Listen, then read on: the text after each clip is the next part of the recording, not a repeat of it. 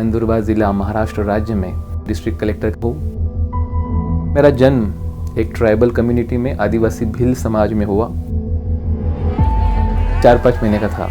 हमारी दादी शराब बेच रही थी, तो माँ के दूध के लिए मैं रोने लगा और मेरे रोने की आवाज़ वो कस्टमर को तकलीफ देने लगी। तो कस्टमर लोगों ने सोचा कि इसकी आवाज़ कैसे बंद किया जाए, तो उन्होंने मुंह में शराब की बूंदें डालना शुरू की और मैं सो गया। दोस्तों, मैं आज IAS ऑफिसर हूँ, लेकिन मैं मेरे फादर के फोटोग्राफ, पिताजी का चेहरा भी आज तक देख नहीं पाया। तो एक कस्टमर बोला कि जाके मेरे लिए कुछ स्नैक्स लेके आइए दुकान से। तो मैंने उनको रोते हुए बोला कि मुझे पढ़ना है, कल मेरी एग्ज़ाम है। अगर मैं ऐसे ही दुकान में आता जाता रहा तो पढ़ूंगा कैसे। कस्टमर बोला, तुम भील समाज में पैदा हुए हो, भील के बेटे हो, पढ़ लिख के तुम डॉक्टर कलेक्टर बनोगे, तुम्हें भी यही काम करना है, जाओ चुपचाप से काम करो। और मेरे भी आंखों में आंसू थे, माँ के भी आंखों में आंसू थे। लेकिन माँ ने मुझे पास में लिया और सर से हाथ फिराया और बोला कि मेरा भी बेटा एक दिन डॉक्टर कलेक्टर बनेगा।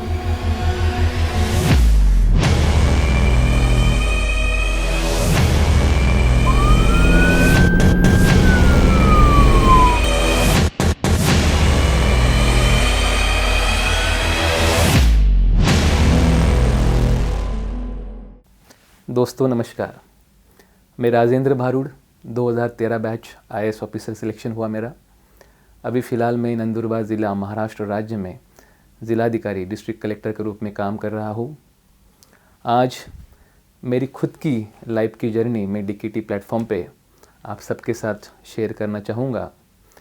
इसका एक ही मकसद है, जो बच्चे गांव में पढ़ते हैं, जो क्लास को अफोर्ड नहीं कर सकते, जिनका लैंग्वेज मीडियम वर्नाकुलर रहता है, उनको कभी कभी अपने ऊपर डाउट आता है। तो ऐसा ही डाउट मुझे भी मेरे ऊपर आया था।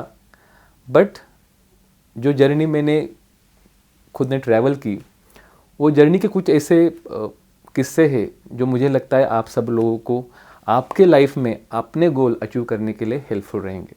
For IAS preparation, Muluka IAS is the only institute in the country to provide for granted prelims and assured mains. Friends, granted prelims का मतलब अगर आपका प्री क्लियर नहीं हुआ तो हम आपके पूरे पैसे वापस करेंगे। अश्योर्ड मेंस का मतलब अगर हमारे पढ़ाई में से 80% क्वेश्चन नहीं आते हैं तो भी हम आपके पूरे पैसे वापस करेंगे।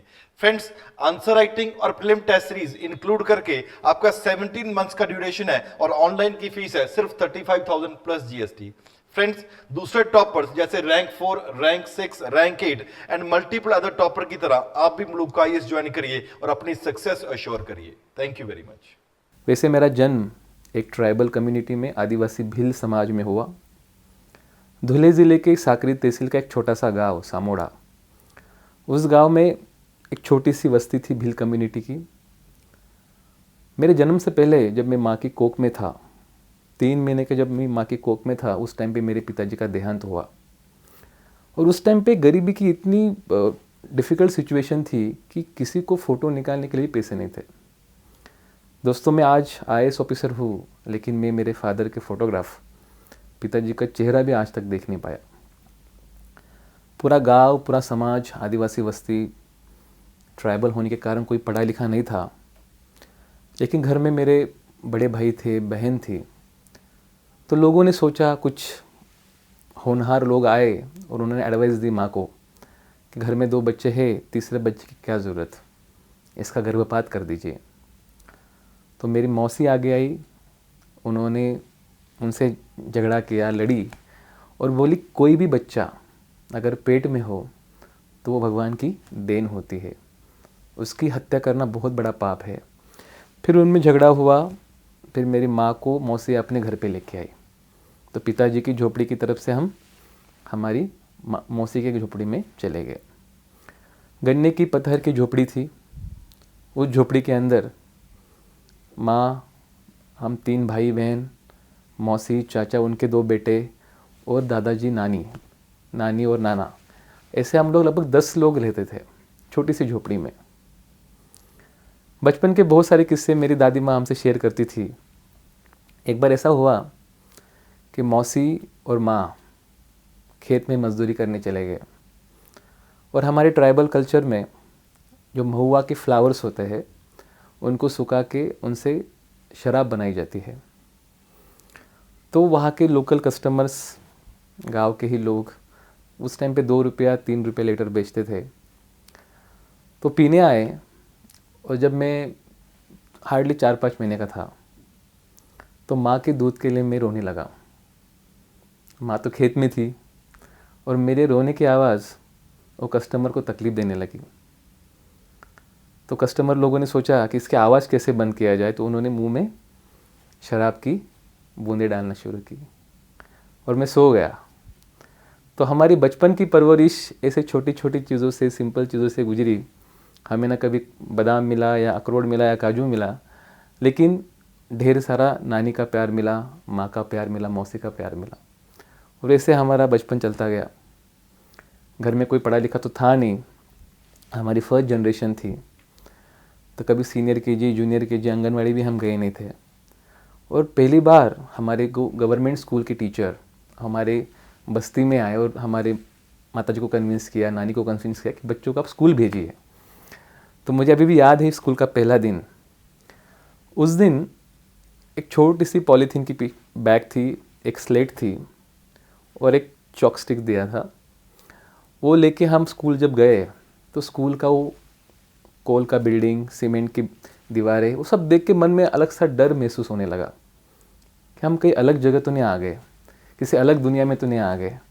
बड़े समाज के बड़े लड़के जिनके काफ़ी अच्छे कपड़े थे, सफ़ेद कपड़ा, ब्लैक पैंट, और हमारा जो था वो टूटी फूटी स्लीपर थी, उसको बीच में कपड़ा फटा हुआ था, उसको बीच में ठिगड़ लगा दिया था।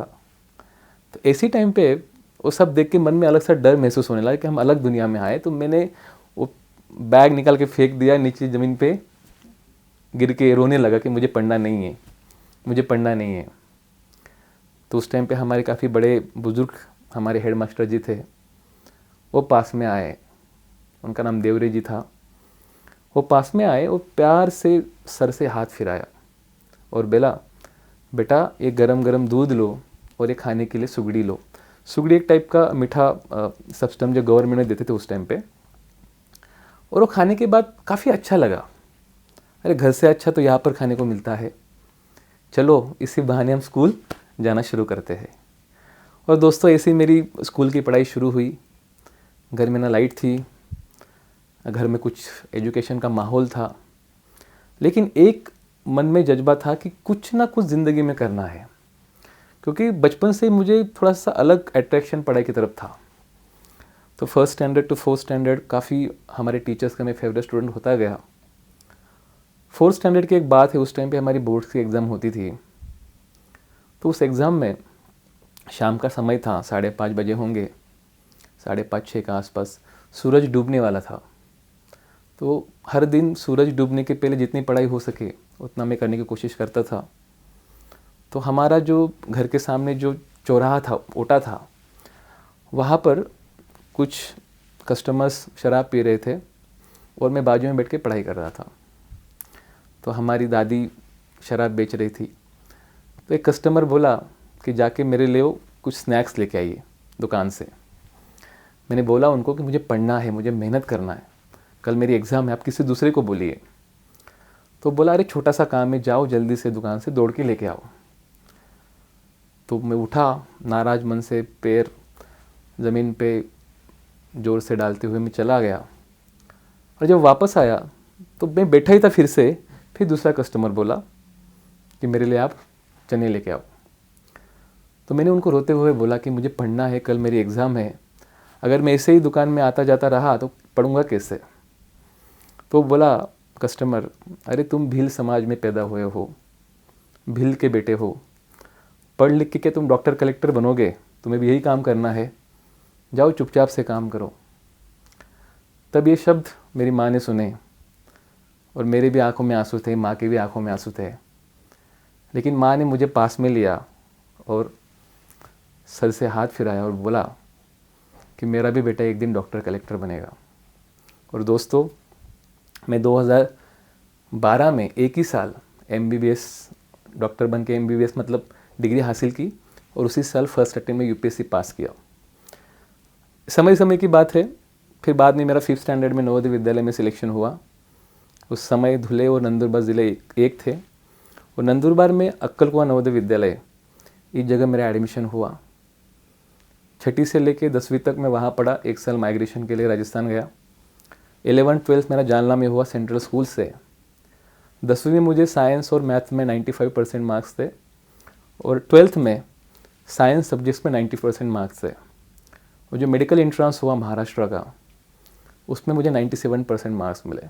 तो 200 में से 194 मार्क्स मिले और उतने मार्क के आधार पे मेरा ओपन की मेरिट थ्रू महाराष्ट्र के सबसे टॉप कॉलेज सेठ JS medical college KM hospital Mumbai, यहाँ पर मेरा एडमिशन हुआ।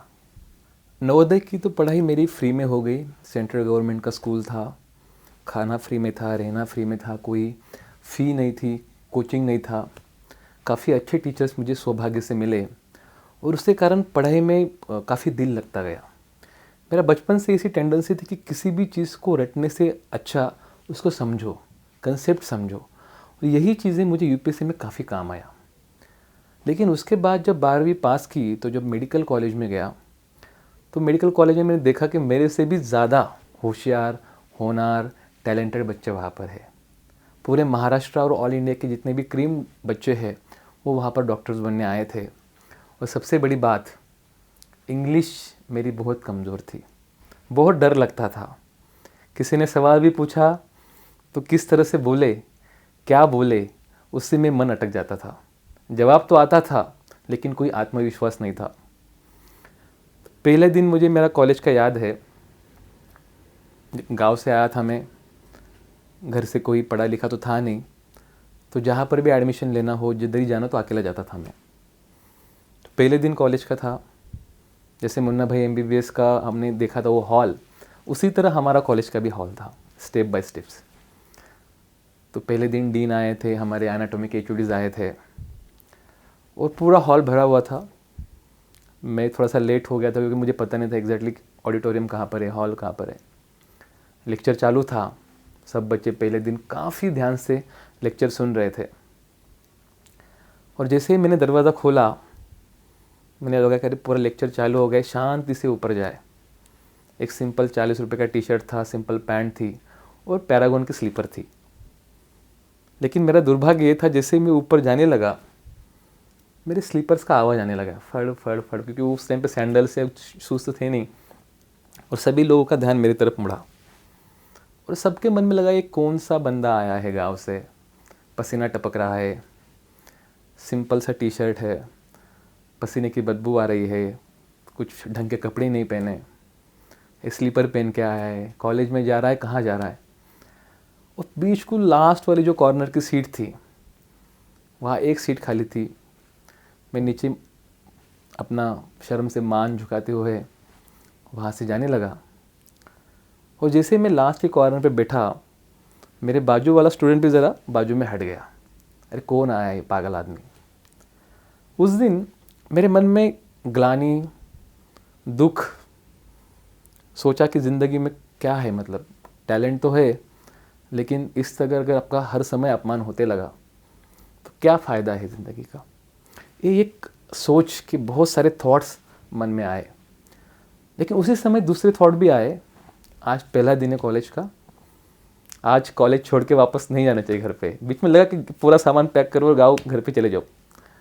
मुझे लगा कि आज जो लोगों को मेरे ऊपर ग्लानि महसूस हो रही है, दुख लग रहा है, मेरे फिजिकल अपीयरेंस के कारण लगता होगा, लेकिन एक दिन मैं ऐसा कुछ करूँगा कि मेरे सभी बैचमेट्स को, मेरे टीचर्स को, सबको मेरे ऊपर फ़क्र महसूस हो। और दोस्तों, उसी कॉलेज में दिन रात, मुझे याद है, मैं कभी भी 11 साढ़े 11 के पहले कभी सोता नहीं था। और हर दिन, एक भी ऐसा दिन नहीं गया जिस दिन पढ़ाई नहीं की हो। क्योंकि सबसे बड़ा प्रॉब्लम था तो इंग्लिश आती नहीं थी, तो इंग्लिश की डिक्शनरी ली और हर दिन 20 शब्द डायरी में लिख के उसको याद करना शुरू किया। और first year, second year, third year, final year distinction marks मिले, फर्स्ट क्लास मार्क्स मिले। और 2011 में कॉलेज का बेस्ट स्टूडेंट अवार्ड मुझे मिला, जो बिना किसी रिजर्वेशन, बिना किसी चीज़ों पे दिया जाता है। MBBS तो काफ़ी अच्छे से गुजरा। मैं एग्ज़ाम क्वालिफाई होते गया। घर पे किसी को पता नहीं था कि मैं कर क्या रहा हूँ। इतना पता था कि मेरा बच्चा, माँ को लगता डॉक्टर होने जा रहा है, लेकिन माँ ने कभी पूछा नहीं कि कौन सी एग्ज़ाम आने वाली है, कितने मार्क्स मिले। वो सब मैं अपने आप के लिए करता था कि चलो पढ़ना है, कुछ करना है। उसी समय 2012 में 11 का एग्ज़ाम था वो, उसका रिज़ल्ट 12 में आया था। तो हमारा MBBS ख़त्म हो गया था, इंटर्नशिप चालू होने वाला था। MBBS में मेरे काफ़ी अच्छे मार्क्स थे, तो मुझे गवर्नमेंट स्कॉलरशिप तो मिलती थी, लेकिन टाटा, अलग अलग NGOs, उनकी प्राइवेट स्कॉलरशिप भी मिलती थी। हमारे गवर्नमेंट की जो लाइब्रेरी थी उससे बुक्स फ्री में मिलते थे। तो लगभग 90% खर्चा मेरा गवर्नमेंट के स्कॉलरशिप या अच्छे मार्क्स से प्राइवेट स्कॉलरशिप थ्रू हो जाता था। लेकिन जैसे ही इंटर्नशिप चालू हुआ, 4.5 साल का कोर्स रहता है, 1 साल का इंटर्नशिप और लास्ट के 4-5 महीने डॉक्यूमेंट कंप्लीशन, तो पूरा MBBS डिग्री मिलने तक लगभग 6 साल गुजर जाते हैं। जेईई मेन में perfect 300 out of 300। DKT engineering पे जानिए कि मृदुल और सिद्धांत ने कैसे हिट किया ये target. DKT Engineering, a daily knowledge track platform for JEE aspirants. तो उस टाइम मेरा उम्र 23 साल था, और वो 2011 का जो CSC था, that was the last CSC जब हमने फॉर्म जो भरे थे वो ऑफलाइन भरे थे। 16 मार्च की तारीख थी। मेरे एक सीनियर थे चंद्रशेखर, वो भी UPSC की पढ़ाई कर रहे थे, और वो फॉर्म्स लेके आए मेरे पास और बोले, राजू क्या कर रहा है तू? मैं किताबें बस पढ़ने पलट रहा था, समझ में आने रहा था, क्योंकि एक एक एग्ज़ाम के फॉर्म PG एंट्रेंस के लिए, MD MS के लिए 8,000 10,000 इतने फॉर्म्स की कीमत थी। सब बुक्स के, अगर कॉम्पिटिटिव एग्जामिनेशन के बुक्स की कॉस्ट पकड़े तो 40-50 हज़ार, और कोचिंग लगाने के लिए बोले तो लाखों में थी। इतना पैसा कहाँ से आएगा? तो मैं पन्ने पलट रहा था, तो उसने बोला मुझे कि मेरे पास एक फॉर्म है। तो मेरा पहला सवाल था दोस्तों कि फॉर्म की कीमत कितनी है? उसने बोला 20 रुपया, क्योंकि मेरे लिए एग्ज़ाम क्या है उससे अच्छा कि उसकी कीमत कितनी है, फॉर्म ये इंपॉर्टेंट थी। तो मैंने बोला चलो 20 रुपया कीमत है। मैंने फॉर्म लिया, उसको दिया, और अगला लास्ट दिन था उसका डेट फॉर्म भरने का। मैंने उस दिन उससे पूछा कैसे भरना है, फॉर्म भरा और दादर की पोस्ट ऑफिस में जमा किया, क्योंकि वो उस साल पूरा ऑफलाइन सिस्टम था। और मेरी सबसे अच्छी बात थी कि उसी साल गवर्नमेंट ऑफ इंडिया ने, UPSC कमीशन ने CSAT पैटर्न इंट्रोड्यूस किया, और CSAT पैटर्न के लिए आपका बेसिक नॉलेज, इंटेलिजेंस ये रिक्वायर्ड होता है, और उस साल CSATs के मार्क काउंट होते थे। तो CSAT में मेरा इंग्लिश तो ठीक था, मैं MBBS के दौरान मेरा मैथमेटिक्स काफ़ी अच्छा था। तो दोस्तों मैंने मार्च में फॉर्म भरा, और मेरे ख्याल आया कि फॉर्म तो भरा है, 8 घंटे काम करना है इंटर्नशिप का, पेशेंट्स को देखना है, ट्रीटमेंट करना है, सीखना है, और बचे हुए 7-8 घंटा फिर history, geography, economics, current affairs, जो कुछ थोड़ा बहुत मुझे समझा उनसे समझा, कुछ मैंने ऑनलाइन देखा। और ये कोचिंग करने के लिए तो पैसे नहीं थे, बाहर जा नहीं सकता था मैं, क्योंकि मुझे काम भी करना था। उस समय हमें 1 महीना इंटर्नशिप करने के बाद 2,500 मिलते थे ऑनरेरियम, तो 2,500 भी कमाना था, वो भी बड़ी बात है। उससे मेरा खाना और बाकी सब चीज़ें निकल जाती थी। तो कुछ दोस्तों के पुराने बुक्स के ज़ेरॉक्स निकाले, कुछ नोट्स के ज़ेरॉक्स निकाले, और थोड़ा बहुत ऑनलाइन पढ़ा कि एग्जैक्टली UPSC होती क्या है। सिलेबस समझ लिया, पुराने क्वेश्चन पेपर्स देखे, और 2 महीने में आई थिंक 21 मई को प्रीलिम्स था 2011 में, वो प्रीलिम्स दी। और उसके बाद प्रीलिम देने के बाद CSAT के मार्क मैंने देखे, काउंट किए, अच्छे आ रहे थे, लेकिन जनरल स्टडीज़ कम टाइम था, कुछ भी प्रिपरेशन हुआ नहीं था। तो जैसे जैसे मुझे याद आता उतने में लिखे। तो 2 महीने फिर मैंने इंटर्नशिप पूरा काम करना शुरू किया, और उसके बाद 2 महीने के बाद प्रीलिम्स का रिज़ल्ट आया। मेरे CSAT में काफ़ी अच्छे नंबर थे, इसके कारण मैं प्रीलिम्स पास हो गया था। अभी प्रीलिम्स तो पास हो गया, लेकिन करना आगे क्या है ये समझ में आ नहीं रहा था। तो फिर जिस बंदे ने मुझे फॉर्म्स दिया, मैंने उसी को पूछा कि भैया आगे क्या करना होता है। तो उसने बोला कि मैं 2 ऑप्शनल सब्जेक्ट्स चुन रहा हूँ, एक मेडिकल साइंस, एक पॉलिटिकल साइंस, क्योंकि मुझे पूरा गाइडेंस, कोचिंग तो नहीं मिल रहा था, जो कुछ भी बुक्स थे उसी के थे। तो मैंने वही फॉर्म उससे पूरा समझ के फिर मैंने वही सब्जेक्ट चूज़ किए, मेडिकल साइंस और पॉलिटिकल साइंस। मेडिकल साइंस काफ़ी मेरा अच्छा था, क्योंकि मैं over the period of time distinction marks, first class मुझे मिले थे, और कॉलेज का बेस्ट स्टूडेंट अवार्ड भी मिला था। तो 2011 के अक्टूबर नवंबर महीने में ये जो 9 पेपर रहते यूपीएससी के, उस समय ऑप्शनल सब्जेक्ट 2 थे, तो 2 सब्जेक्ट के 4 पेपर, एक लैंग्वेज 2 लैंग्वेज के पेपर्स, एक एसे और 2 जनरल स्टडीज़। तो फिर से जनरल स्टडीज़ के मेरे मार्क्स काफ़ी कम आए, पॉलिटिकल साइंस से काफ़ी कम आए, ऐसे भी ठीक ठाक आए। लेकिन जिस चीज़ में मेरा सबसे ज़्यादा स्ट्रॉन्ग होल्ड था, मेडिकल साइंस, उसके अंदर मैं इंडिया में टॉपर था, उसमें काफ़ी अच्छे नंबर आए। और उसका रिज़ल्ट आया मार्च में, 2012 मार्च, लगभग 6 महीने के बाद मैं मेंस क्वालिफाइड हो चुका था। लेकिन दोस्तों, मेंस भी क्वालिफाइड होने के बाद जो सबसे मिनिमम क्राइटेरिया है कि आपके पास ग्रेजुएशन सर्टिफिकेट चाहिए, जो मेरे पास नहीं था। जैसे मैंने पहले ही बताया कि एमबीबीएस की डिग्री हासिल करने के लिए आपको 6 साल लगभग पढ़ाई और इंटर्नशिप का काम करना पड़ता है। और इंटर्नशिप कंप्लीट होने के लिए भी मेरे 2-1.5 महीने बचे थे। तो अभी क्या करना है, तो सभी एचओडी से मिला, डीन से रिक्वेस्ट की, सब लोगों ने काफ़ी सहयोग किया। इंटर्नशिप कंप्लीशन मुझे मिला और मेरा 17 अप्रैल को दिल्ली में यूपीएससी कमीशन में इंटरव्यू था। उसके पहले मैंने दिल्ली की सूरत देखी नहीं थी, कोई कोचिंग क्लास देखा नहीं था, किसी का इंटरव्यू सुना नहीं था। मैं ये भी बताऊंगा कि सिर्फ इंटरव्यू सुनने से आदमी यूपीएससी क्वालिफाइड नहीं होता है। यूपीएससी क्वालिफाइड वो बंदा होता है जिसके अंदर सबसे पहली बात पोटेंशियल हो और हार्ड वर्क करने की, जी जान से मेहनत करने की लगन हो। तो जब मैं यहाँ पर आया तो सूट नहीं था, आज जो आप देख रहे हो, मैंने एक दोस्त का भाड़े का सूट लिया, फॉर्मल शूज़ नहीं थे अच्छे, वो भाड़े से लिए कि भैया दे तू मुझे, और एक टाई भी मैंने बोला दोस्त को तू से ले। तो सब पूरा एकदम जुगाड़ करके इंटरव्यू के लिए गया और मुझे बहुत कॉन्फिडेंस था कि मैं इंटरव्यू पास नहीं होने वाला हूँ। तो पता ही नहीं था क्या क्या बोलना रहता है। और कभी कभी ऐसा लगता है कि आदमी जब को पता है कि आपको हारना ही है तो कम से कम अच्छी तरीके से हारो, है ना। तो पूरा मतलब जो भी जाना है फ्रैंकली बोलो, बिंदास बोलो। तो उस समय जब मैं गया तो मेरे कुछ सीनियर्स वहाँ पर थे जिन्होंने 3-4 अटैम्प्ट दिए थे इंटरव्यू के। कुछ लोगों का एमटेक हुआ था, आईआईटी हुआ था, और मेरा नंबर था, हमारा 7 लोगों के ग्रुप में मेरा 6ठा नंबर था। तो कोई बंदा पसीना पोंछ रहा था, कोई काफ़ी नर्वस थे, लेकिन तब तक मेरा कॉन्फिडेंस अच्छे से बढ़ गया था एमबीबीएस के दौरान। किसी का 15 मिनट इंटरव्यू चला, किसी का 10 मिनट इंटरव्यू चला, मेरा इंटरव्यू लगभग 45 मिनट चला। जब मैं वहाँ पर गया तो टोमेटो सॉस रखा था, कॉफ़ी रखा था, चाय रखा था। तो मैंने टोमेटो सॉस पीते पीते वो चाचा जी के पास बैठा, वो चाचा जी से गप्पे करना शुरू किया, जो वहाँ पर जो चौकीदार रहता है, कैसा चल रहा है, कितने साल आपका काम किया, क्या किया। उसने मुझे बोला सर आपका इंटरव्यू है, आप तो एकदम शांत हमसे गप्पे लगा रहे हो। मेरी इतनी साल नौकरी हुई, कोई बंदा भगवान को याद करता है, कोई अल्लाह को याद करता है, कोई अपने घर वालों को प्रे करता है, आप अपने इंटरव्यू के बारे में सोचो।